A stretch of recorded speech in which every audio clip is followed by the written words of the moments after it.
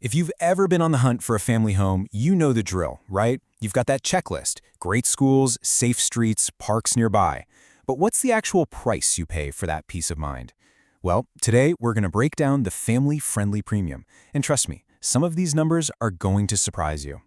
This is so much more than just a financial question. It's really a life question. It's what shapes your budget, but also your commute, your weekends, and really the whole environment your kids are going to grow up in. So what's the real cost? Look, we all kind of feel this in our gut. Of course, the places with all the best stuff are going to cost more. But what's new is that we now have data that lets us go beyond just a gut feeling. We can put a real, hard number on that trade-off, and sometimes it's pretty shocking. Okay, so let's get right to it. The main finding from a recent analysis is, well, it's a real eye-opener. It shows exactly what families are up against in the housing market today, and it all boils down to one key number. So, you're probably asking, how did they figure this out? It's actually pretty clever. Analysts took Niche's neighborhood rankings and mashed them up with Zillow's home value data to create what they call the family-friendly premium. It's a simple idea, really, just a direct comparison between the price of a home in a city's best family neighborhood versus the city's overall average. So let's talk real dollars and cents. Nationally, we're not talking about a tiny gap here. The difference between an average home and one in a top-rated family spot is more than $200,000. That is a massive financial jump for anyone. And here it is. This is the headline number. On average, across the whole country, families are paying a 42% premium to live in these most desirable neighborhoods. 42%. That is a huge financial hurdle. We're talking years of extra mortgage payments.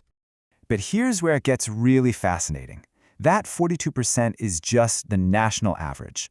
Once you start zooming in on specific cities, the story gets way, way more dramatic. As you're about to see, this premium is not the same everywhere, not by a long shot. In some places, the price gap is just staggering.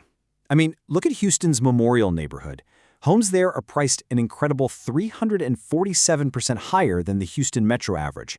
And it's not some weird outlier. New York, the Seattle area, San Diego, they all have neighborhoods with premiums that are well over 100%. To really let that Houston example sink in, think about it like this. The average home in the Houston area costs about $300,000. But if you want to live in Memorial, that jumps to $1.35 million. That's not just a premium anymore. That's like living in a totally different economic universe all within the same city. So when you see numbers like that, it's pretty easy to feel discouraged, right? To just assume the best neighborhoods are completely out of reach. So it begs the question, is this premium just an unbreakable rule of real estate? But here's a fantastic twist in the data. They found these little gems called value pockets, and they're exactly what they sound like. Highly rated, great for families' neighborhoods that are actually cheaper than their metro average. Yep, you heard that right. In San Antonio, the top neighborhood comes at a 22% discount. You find similar deals in places like Fargo and New Orleans. So this all brings us to the big why, right?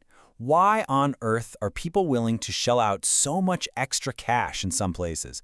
What is actually in this family-friendly package that makes it so incredibly valuable? Well, it's almost never just one thing. What buyers are paying for is a whole combination of features all bundled together. It's this powerful package deal: the A+ schools, the low crime rates, the great parks, a decent commute that creates this intense demand and just sends prices through the roof. And the real estate agents, they know exactly how to sell this. Just look at this quote about that Houston neighborhood from Compass. They hit all the keywords: serene, strong public schools, ideal for families. They aren't just selling a house, they're selling the entire dream bundle. And people are definitely buying it. All right, so what does all of this mean for you if you're looking for a home? How can you possibly navigate a market that has these kinds of wild dynamics? First, let's just be real about it. Paying a premium is the norm. It's not the exception. In 44 out of the 52 cities they studied, the best family neighborhood was more expensive. So those awesome value pockets we saw, they exist, but they are definitely rare finds. And this just proves that real estate is all about what's happening locally. I mean, think about it. Huge states like California, Texas, and Florida have neighborhoods on both the crazy expensive list and the discount list. It shows that your housing reality can be completely different just one city over. So the big takeaway here isn't to try and avoid the trade-off between a great place and a high price. That's just a fact of life in most places. The goal is to use this kind of information to find the markets where that trade-off is a little less painful, and where those rare opportunities for a good deal might still be hiding. In the end, this data isn't going to tell you exactly where to live. But what it does is give you a new way to understand the costs. The trade-off is crystal clear, so the only real question left is a personal one. Based on your family's needs and your own budget, where is that premium actually worth it for you?